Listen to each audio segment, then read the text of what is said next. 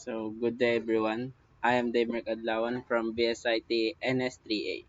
So, our topic is security. Ayan. Security refers to the state of being protected against threats, risks, or potential harm to assets. Yun. Kapag sa mga ano yan, ang meaning nito is for technology siya or sa mga information. Yan. Hindi siya yung kasi sobrang broad ng meaning ng security. Kapag ah, information technology, ito yung meaning niya. Whether they are tangible and such as yan sinasabi ko nga na ano siya or such data or information. Itong meaning na to for data or information siya.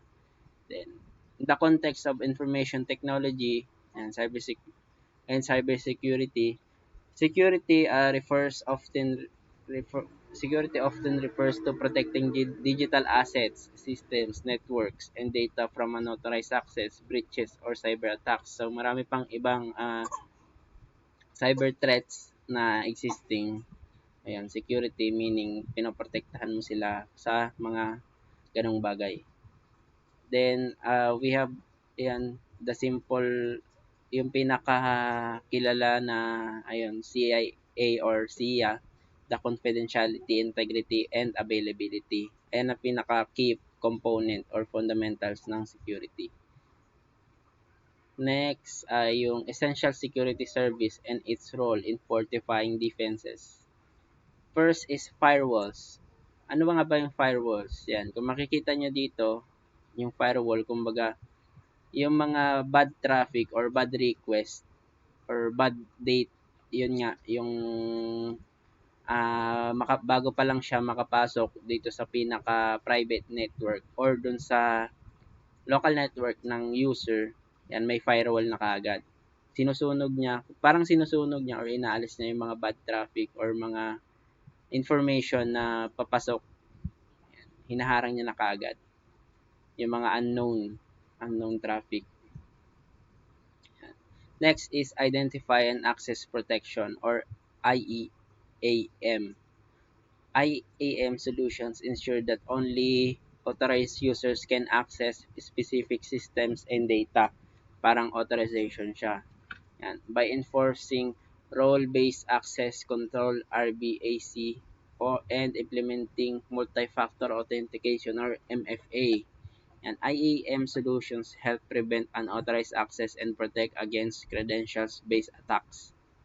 And ito yung pinaka-components ng IAM. Yan, authentication services, authorization services, yan, rules, attributes, privilege access, yan, directory services, yan, then the user management services. Next is the directory services. Yan, directory services provide a central repository for storing user credentials and access privileges. Yan, kumbaga dito, alimbawa, nakalista si user 1 as administrator, nakalista si user 2 as user lang. Yun. Doon nakalagay, kumbaga, may key value pair siya na ito si user is ito lang kaya niyang gawin. Si user 2, ito lang kaya niyang gawin. Directory services, doon niya ini-store yung mga information na ganun. Next is license enforcement monitoring. Yan, license enforcement monitoring tracks software licenses to ensure compliance with user usage agreements and prevent unauthorized use or distribution of licensed software. Yan, 'di ba nakikita naman siya natin sa kapag nag-install tayo ng mga applications or desktop applications. Yan, 'di ba may agreement doon na hindi na natin binabasa, click agree lang kaagad. So 'yun. Ayun yung mga license enforcement monitoring. Next is encryption.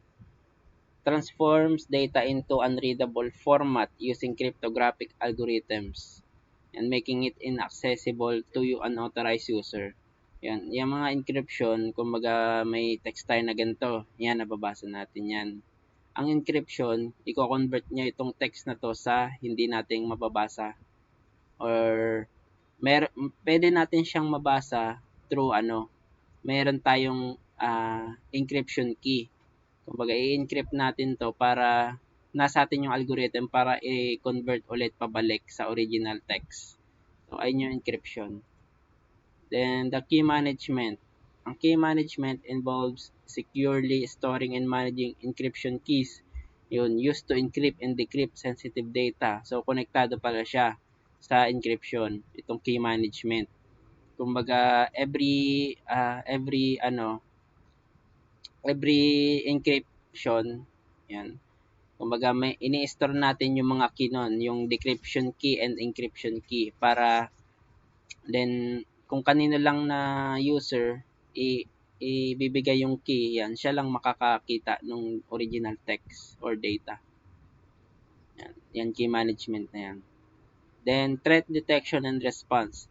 Threat detection and response solutions continuously monitor systems for suspicious activity and potential security threats. By analyzing security events and responding to incidents in real time, this solution help organizations detect and mitigate security breaches before they cause significant damage. Yun. So, meron ng mga software na nagmo-monitor talaga ng mga patterns na possible na magkaroon ng breaches or problems sa systems based sa mga cyber threats. Yun, dinedetect yun ng system na yun. So, ito yung para sa threat detection and response. So, automatically may notify sa admin kapag may na-monitor siyang pattern. So, yun lang for security.